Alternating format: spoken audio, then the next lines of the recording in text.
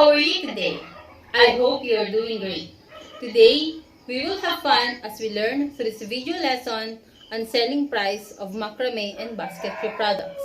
I am Teacher Alice, your learning buddy.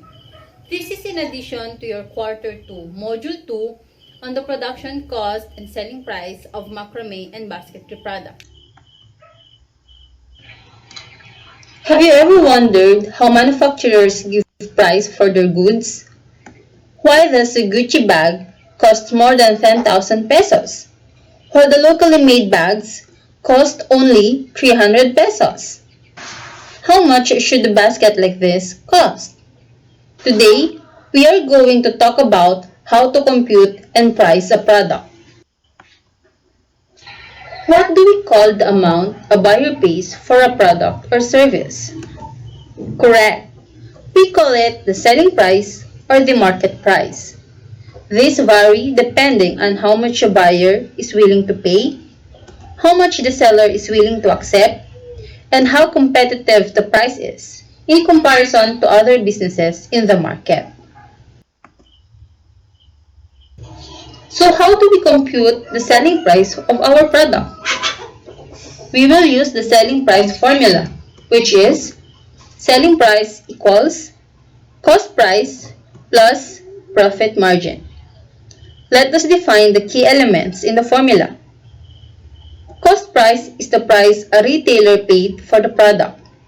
For example, you want to sell trendy shorts in your neighborhood. You bought the shorts from a supplier or manufacturer at the price of 30 pesos each. That would be the price cost of the product. The profit margin is the percentage of the cost price. Here is an example. After buying trendy shorts from the supplier at 30 pesos each, you sold it to your neighborhood at 45 pesos each. It means that the profit margin is 15 pesos or 50%. Now, let us try computing for the selling price using this example. May purchased rattan twines worth 700 pesos per piece. She wants to sell it in her basket shop with 40% profit margin. How much should she sell the rattan twines? Now here's how to compute for its selling price. Again, the formula would be selling price equals cost price plus profit margin. Because the profit margin is in percentage, we need to compute for its amount. That would be 700 pesos plus 40% of 750, or selling price equals 700 pesos plus 0.4 times 750. That would be equivalent to 700 pesos plus 280 pesos.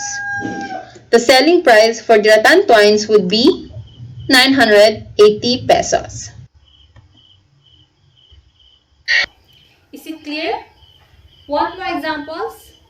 Sure, here's another one.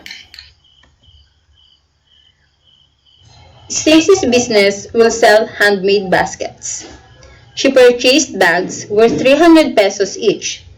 If she sells the bags with 20% profit margin, what would be the selling price for her rattan bags?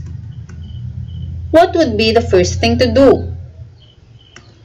Correct. Let us plug in the numbers into the selling price formula.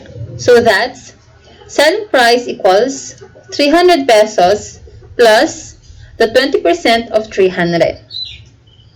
Again, let us compute for the profit margin. So that would be 300 pesos plus 0.2 times 300.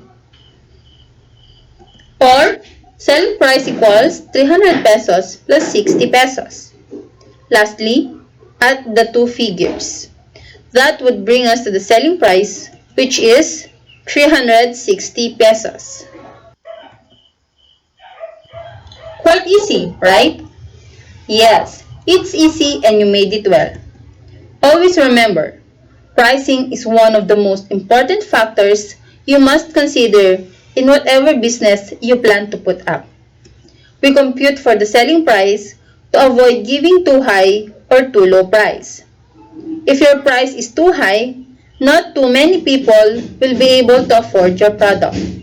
If it's too low, consumers won't buy it because they'll think that what you are offering is of low quality and that you may acquire loss.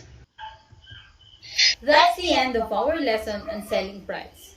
With the correct selling price, your business can earn a profit. That's all for now. Always stay healthy and safe. Have fun and happy crafting.